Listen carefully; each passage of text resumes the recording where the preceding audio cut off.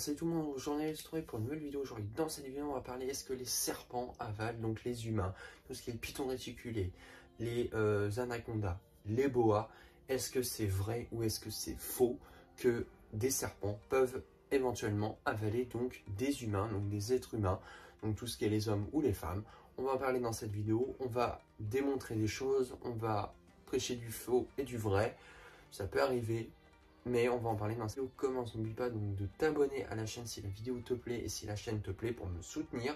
N'oublie pas donc de liker et de partager, de me suivre donc sur mes réseaux Insta et TikTok. C'est la seule façon donc de me soutenir. Puis tous entendre sur YouTube, sur des chaînes qui sont assez populaires et assez développées dans le monde de YouTube, qui ont pas mal d'abonnés, pas mal de communautés. On peut voir sur internet, on peut voir sur les journaux, on peut en entendre plein de choses. Est-ce que c'est vrai, effectivement, des serpents, on a pu tous en entendre parler, avalent un homme adulte, avalent des enfants, avalent des trucs. Alors, perso, on le sait tous, c'est arrivé déjà dans la vraie vie. Oui, ça peut arriver éventuellement que des serpents, des gros serpents, vraiment des gros boïdés ou des gros pythonidés, attaquent effectivement des humains. Alors c'est soit parce qu'on les a vraiment emmerdés, c'est soit parce qu'il y en a qui sont un peu plus agressifs, on va dire un peu plus cons qu'autre chose, qui mordent, tout ça. Mais quand on voit des vidéos et des fake news complets et qu'on regarde bien les photos, qu'on regarde bien les vidéos, c'est vraiment du putaclic complet. Alors, je vais expliquer dans cette vidéo. Tout simplement, il y a des trucs vrais et il y a des trucs faux et il y a des trucs putaclic qu'autre chose. Pourquoi? Un serpent, déjà, c'est principalement fuyard, c'est principalement peureux, craintif de l'homme. Pour eux, on est considéré comme un prédateur et pour eux, bah, ils fuient. Ils cherchent plutôt la fuite qu'autre chose, ils ne vont jamais aller chercher à vous agresser, à vous mordre. Généralement, les serpents cherchent à fuir. Pourquoi? Parce que, tout simplement, comme je vous dis, on est des prédateurs pour eux. Alors, c'est arrivé des cas en Asie et en Afrique que des êtres humains se sont fait attaquer et engamer complètement et se faire avaler par des serpents géants. Oui, c'est arrivé. En Afrique, par exemple, ça peut arriver des pythons de Séba qui avalent et qui attaquent des enfants ou des adolescents. Mais il faut savoir que des pythons de 3 mètres ne peuvent pas m'avaler moi personnellement. On est beaucoup plus gros que eux. Personnellement, ça n'est jamais arrivé de retrouver des adultes complètement dans le bide d'un serpent. Donc, c'est vraiment des légendes, tout ce qu'on peut entendre au niveau des serpents. Et c'est pour ça d'ailleurs qu'on a la crainte d'eux et qu'on entend des chaînes comme tout ce qui est Lama Fâché et tous les autres que j'ai pas en nom forcément. Pour moi, c'est juste du putaclic complètement. Des serpents de 150 mètres, voilà, j'exagère, mais bon, enfin bon, c'est quand on en a vraiment, bon, voilà. Il peut arriver effectivement que des serpents géants avalent des enfants ou des adolescents parce qu'ils sont plus petits. Quand vous voyez qu'effectivement des serpents géants arrivent à avaler des gros chiens, des gazelles, des alligators pour certains, d'autres, oui, mais ils ont une certaine taille quand même pour s'attaquer. Il y en a certains, par exemple, ils ont eu les yeux plus gros que le ventre. Ce qu'un serpent, je voudrais aussi démontrer quelque chose. Il faut arrêter avec cette légende urbaine ou je sais pas quoi. Un serpent ne calcule pas la taille de la proie. Voilà, un serpent ne calcule pas. Vous lui présentez n'importe quelle proie, que ce soit un énorme rongeur ou n'importe quoi, pour eux, ils vont les taper dedans. Mais des fois, ils ont les yeux plus gros que le ventre.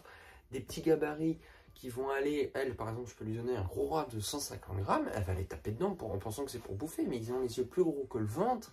Et combien de fois c'est montré sur Internet, il y en a qui ont complètement explosé du bide. Voilà, parce que la proie était vraiment trop grosse. Mais pour la rumeur éventuellement que les anacondas c'est des mangeurs d'hommes et que les pythons réticulés avalent des adultes tout le temps en forêt, c'est faux. En contrepartie, c'est arrivé éventuellement des êtres humains qui se sont fait tuer parce qu'ils ont une force phénoménale. Contrairement à nous, ils peuvent tuer un être humain, ça on est d'accord.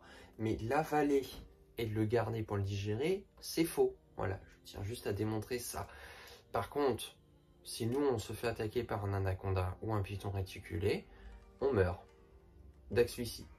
Parce qu'ils ont une force au centimètre carré qui est impressionnante. Voilà. Même des petites couleuvres comme par exemple des couleuvres américaines qu'on a ici par exemple ont une force vraiment très forte. Voilà, on ne dirait pas comme ça, mais ça a une force. Donc vous imaginez bien, python réticulé, oui forcément on peut se faire tuer, mais pas se faire avaler. Donc il faut arrêter avec ces légendes à la con. Il faut arrêter de croire tout ce que vous entendez sur internet. Il faut arrêter de croire aussi toutes les rumeurs qu'on peut en entendre, que tous les serpents sont venimeux, que on a retiré des glandes à venin. Non, alors il existe effectivement dans le monde des serpents non venimeux, donc appelés donc constrictors. Et il y a des serpents qui sont venimeux. Il y a 2 catégories de serpents différents. Donc il faut arrêter avec ça. Voilà. On sait que l'anaconda, c'est un des plus célèbres serpents, je crois, dans le monde. C'est pas le plus grand, c'est le plus lourd et le plus gros serpent qui existe. Alors il fait entre 6 et 8 mètres de long pour un poids avoisinant les 200 à 250 kg facilement.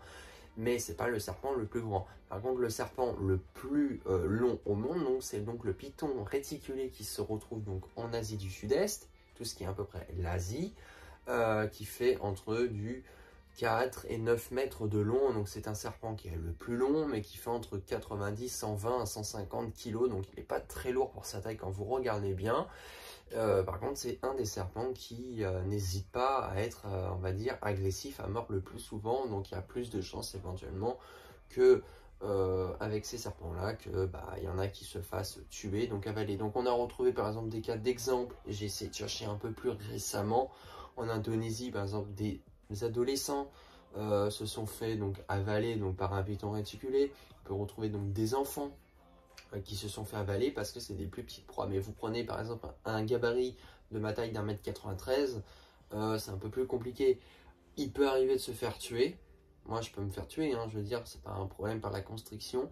Mais franchement, c'est très rare les cas recensés d'adultes. Ils vont aller regarder quoi? Allez, sur Wikipédia, ils vont regarder des petites vidéos, et puis ils vont se dire, ouais, on va faire un sujet de vidéo, et puis c'est bon, on a pensé tout, c'est mieux.